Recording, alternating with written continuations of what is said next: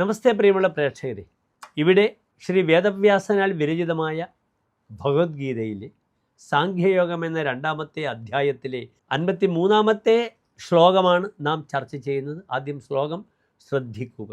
ശ്രുതി വിപ്രതിപന്നാദേ യഥാ സ്ഥാസ്യതി നിശ്ചല സമാധാവചലാ ബുദ്ധി തദാ യോഗമവാപ്സ്യസി. ഇനി പ്രസ്തുത ശ്ലോകത്തിൻ്റെ പദച്ഛേദം ശ്രദ്ധിക്കുക.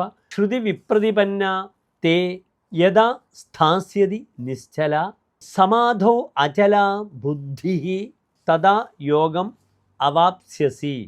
ഇനി പ്രസ്തുത ശ്ലോകത്തിൻ്റെ അന്വയമാണ് നാം ചർച്ച ചെയ്യുന്നത്. ശ്രദ്ധിക്കുക. ശ്രുതി വിപ്രതിപന്ന തേ ബുദ്ധി യഥാ സമാധോ നിശ്ചല അചല സ്ഥാസ്യതി തഥാ യോഗം അവാപ്സ്യസി.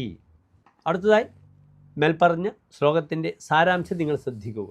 അല്ലയോ അർജുന, വിവിധങ്ങളായ കാമ്യകർമ്മോപദേശങ്ങൾ കേട്ട് ഭ്രമിച്ചിരിക്കുന്ന നിന്റെ മനസ്സും ബുദ്ധിയും എപ്പോഴാണ് ഏകാഗ്രമായി ചലനം കൂടാതെ സ്ഥിരമായി പരമാത്മാവിൽ നിൽക്കുന്നത്, അപ്പോൾ നീ പരമമായ തത്വജ്ഞാന യോഗത്തെ പ്രാപിക്കും.